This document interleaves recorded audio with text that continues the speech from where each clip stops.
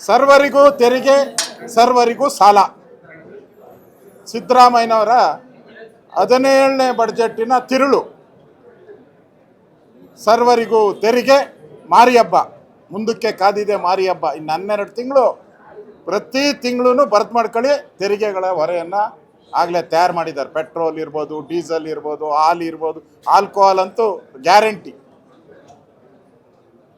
ಇದು ಸಿದ್ದರಾಮಯ್ಯನವರ ಕಳಪೆ ಬಡ್ಜೆಟ್. ಇದು ಕಳೆದ 3 ವರ್ಷದಲ್ಲಿ 4.5 ಲಕ್ಷ ಕೋಟಿ ಸಾಲ ಮಾಡಿದ್ದಾರೆ ಸಿದ್ದರಾಮಯ್ಯ. 4.5 ಲಕ್ಷ ಕೋಟಿ.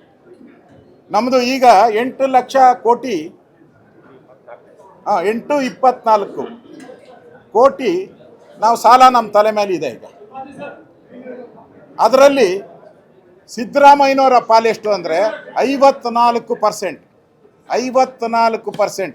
ಇನ್ನು 2 ವರ್ಷದ್ದು ಏನಾನ ಸೇರಿಸ್ಕೊಂಬಿಟ್ರೆ ಸಿದ್ದರಾಮಯ್ಯನವ್ರದ್ದು 60%. ಹೆಂಗೂ ಕಮಿಷನ್ 60% ಹೊಡಿತಾವ್ರೆ. ಆ ಕಮಿಷನ್ಗೆ ಕರೆಕ್ಟಾಗಿ ಇವ್ರ ಶೇರು ಸಾಲನೂ ಕೂಡ ಇದೆ. ಅಂದರೆ ಸಾಲ ಮಾಡಿ ಸರ್ಕಾರ ನಡ್ಸೋಕ್ಕೆ ನೀ ಹಾಕ್ಬೇಕಪ್ಪ ಸಿದ್ದರಾಮಯ್ಯ, ನೀ ಹಾಕ್ಬೇಕು.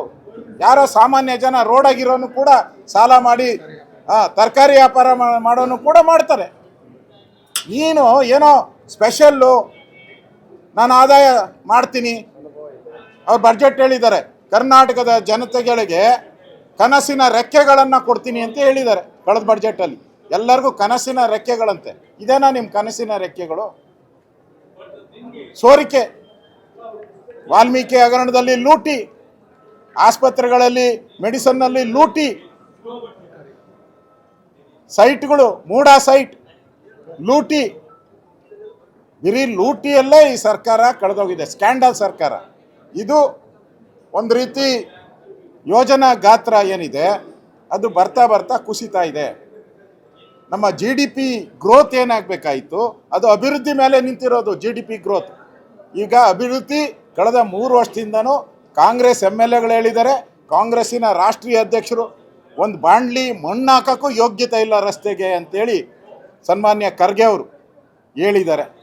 ಕಲಬುರಗಿ ಇರ್ಬೋದು, ದಾವಣಗೆರೆ, ಬೇಕಾದಷ್ಟು ಕಾಂಗ್ರೆಸ್ MLAಗಳೇ ಕೂಡ ಈಗಾಗಲೇ ಸರ್ಕಾರದ ವಿರುದ್ಧ ಹೇಳಿದ್ದಾರೆ. ಕೆಲವರಂತೂ ರಾಮನಗರದ MLA ಹೇಳಿದ್ದಾರೆ, ಈ ಸಿದ್ದರಾಮಯ್ಯ ಇದ್ದರೆ ನಾನು ರಾಜೀನಾಮೆನೇ ಕೊಟ್ಬಿಡ್ತೀನಿ, DK ಶಿವಕುಮಾರ್ ಆಗಬೇಕು ಅಂತ ಅವ್ರು ಹೇಳಿದ್ದಾರೆ. ಅಂದರೆ ಈ ಸರ್ಕಾರ ಇವತ್ತು ಬಡ್ಜೆಟನ್ನು ಮಣ್ಣೆ ಮಾಡಿ ಇದೊಂದು ಜನಪರವಾದಂಥ ಬಡ್ಜೆಟ್ ಆಗಬೇಕಾಯಿತು. ಆದರೆ ಜನರಿಗೆ ಮೋಸ ಮಾಡುವಂಥ ಬಡ್ಜೆಟ್ಟು. ವಿಶೇಷವಾಗಿ ಬಡವರಿಗೆ ಅನ್ಯಾಯ ಮಾಡಿದ್ದಾರೆ.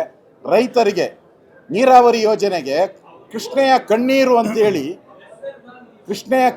ಅಂತೇಳಿ ಅವಾಗ ಯಡಿಯೂರಪ್ಪನವ್ರು ಮುಖ್ಯಮಂತ್ರಿ ಇದ್ದಾಗ ಇವರೊಂದು ಪಾದಯಾತ್ರೆ ಎಲ್ಲ ಮಾಡಿದ್ರು. 50,000 ಕೋಟಿ ಕೊಡ್ತೀನಿ ಅಂದರು. ಪ್ರತಿ ವರ್ಷ 10,000 ಅಂದರು.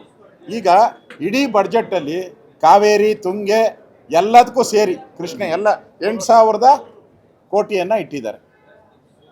ನೀರಾವರಿಗೆ 8,000 ಕೋಟಿ. ಯಾಕೆ? DK ಶಿವಕುಮಾರ್ ನೀರಾವರಿ ಖಾತೆ ಇದ್ದಾರೆ ಅಂತನಾ, ಅಥವಾ ನೀರಾವರಿಗೆ ಅನ್ಯಾಯ ಮಾಡಬೇಕು ಅಂತ? ಉತ್ತರ ಕರ್ನಾಟಕಕ್ಕೆ ಗೋವಿಂದರಾವ್ ವರದಿ ಬಂತು, 43,000 ಕೋಟಿ ಇಡಬೇಕು ಅಂತ ಗೋವಿಂದರಾವ್ ವರದಿಯಲ್ಲಿ ಹೇಳಿದ್ದಾರೆ. ಪ್ರತಿ ವರ್ಷ 15,000 ಕೋಟಿ. ಎಲ್ಲಿದೆ ನಿಮ್ಮ ಬಡ್ಜೆಟಲ್ಲಿ? ಉತ್ತರ ಕರ್ನಾಟಕವನ್ನು ನೆಗ್ಲೆಕ್ಟ್ ಮಾಡಿದ್ದೀರ. ಉತ್ತರ ಕರ್ನಾಟಕದಲ್ಲಿ ನೀವು 17 ಬಾರಿ ಬಡ್ಜೆಟ್ ಮಂಡಿಸಿದ ಮೇಲೂ ನಿಮ್ಮ ಹಿಂದುಳಿದ ತಾಲೂಕುಗಳು ಜಾಸ್ತಿ ಆಗಿದೆ. ಇವಾಗ ಗೋವಿಂದರಾವ್ ವರದಿ, ನಂಜುಂಡಪ್ಪ ವರದಿಗಿಂತ ಗೋವಿಂದರಾವ್ ವರದಿಯಲ್ಲಿ 42% ಜಾಸ್ತಿ ಆಗಿದೆ. ಅಂದರೆ ಸಿದ್ದರಾಮಯ್ಯ ಕರ್ನಾಟಕದ ಆರ್ಥಿಕ ಪರಿಸ್ಥಿತಿಯನ್ನು ಹಾಳುಗೆಡುವುದವರು, ಕರ್ನಾಟಕವನ್ನು ಸಾಲಗಾರರ ಲಿಸ್ಟಲ್ಲಿ ಸೇರಿಸಿದವರು, ಕರ್ನಾಟಕದ ಜನತೆಗೆ ದ್ರೋಹ ಮಾಡಿದವರು. ಅದಕ್ಕೋಸ್ಕರ ಇವತ್ತು ಚೊಂಬಿನ ಮೆರವಣಿಗೆಯನ್ನು ನಾವು, ನಮ್ಮ ಅಧ್ಯಕ್ಷರು, ನಮ್ಮೆಲ್ಲ ಮುಖಂಡರು ನಾವು ಮಾಡಿದ್ದೀರಿ. ಕರ್ನಾಟಕದ ಜನತೆಗೆ ಈ ಬಡ್ಜೆಟಲ್ಲಿ ಏನು ಕೊಟ್ಟವ್ರೆ ಅಂದರೆ ಚೊಂಬು ಚೊಂಬು ಚೊಂಬು, ಖಾಲಿ ಚೊಂಬು ಕೊಟ್ಟಿದ್ದಾರೆ ಅಷ್ಟೇ. ಅದರಿಂದ ಈ ಬಡ್ಜೆಟ್ ಏನಿದೆ ಇದು ಜನವಿರೋಧಿ ಬಡ್ಜೆಟ್ಟು. ಉಪ್ಪು ಖಾರ ಹುಳಿ ಏನೂ ಇಲ್ಲ ಇದರಲ್ಲಿ, ಏನೂ ಇಲ್ಲ. ಯಾರಿಗೂ ಒಳಿತಿಲ್ಲ. ಕಾಂಗ್ರೆಸ್ಸಿನ ವೋಟ್ ಬ್ಯಾಂಕ್ ಹಾಕುವಂಥ ಮುಸ್ಲಿಮರಿಗೆ ಉತ್ತೇಜನ ಕೊಟ್ಟಿದ್ದಾರೆ. ವೋಟ್ ಬ್ಯಾಂಕ್, ಅವ್ರಿಗೆ ವೋಟ್ ಬ್ಯಾಂಕ್ ಏನಿದೆ ಆ ಮುಸ್ಲಿಮರು ಅದಕ್ಕೆ ಹಣ ಕೊಟ್ಟಿದ್ದಾರೆ. ದಲಿತರ ಹಣವನ್ನು ನುಂಗಿದ್ದಾರೆ. ಹೋದ ಸರಿನೇ 43,000 ಕೋಟಿ ಅಲ್ಲನಪ್ಪ, 43,000 ಕೋಟಿ. ಈ ಸರಿ ಸೇರಿಸ್ತಾರೆ 54-55 ಕೋಟಿ ಹೋಗ್ತದೆ.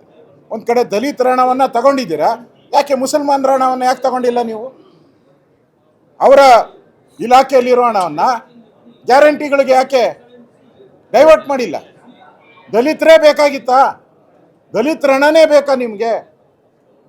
ಮುಸಲ್ಮಾನರ ಹಣವನ್ನು ಯಾಕೆ ವಕ್ಫ್ ಬೋರ್ಡ್ ಇದೆಯಲ್ಲ ಆಸ್ತಿ 1 ಲಕ್ಷ ಎಕರೆ ಇದೆ, ಯಾಕೆ ಡೈವರ್ಟ್ ಮಾಡಿಲ್ಲ ನೀವು ಗ್ಯಾರಂಟಿಗೋಸ್ಕರ? ಅಂದರೆ ಈ ಸರ್ಕಾರ ಓಟ್ಗೋಸ್ಕರ ಮಾಡಿರೋಂಥ ಒಂದು ಬಡ್ಜೆಟ್ ಇದು ಅಳಸಲು ಬಡ್ಜೆಟ್ಟು. ಇದನ್ನು ನಾವು ತಿರಸ್ಕಾರ ಮಾಡಿದ್ದೀರಿ. ರಾಜ್ಯದ ಜನತೆ ಮುಂದೆ ಈ ಬಡ್ಜೆಟ್ ಇಟ್ಕೊಂಡು ನಾವು ಜನಗಳ ಮುಂದೆ ಹೋಗ್ತೀರಿ. ಈ ಸರ್ಕಾರವನ್ನು ಕಿತ್ತೊಗೆಯುವಂಥ ಕೆಲಸವನ್ನು ನಾವು, ನಮ್ಮ ಅಧ್ಯಕ್ಷರು, ನಮ್ಮೆಲ್ಲ MLAಗಳು ನಾವು ಹೋರಾಟವನ್ನು ಮುಂದುವರಿಸ್ತೀರಿ.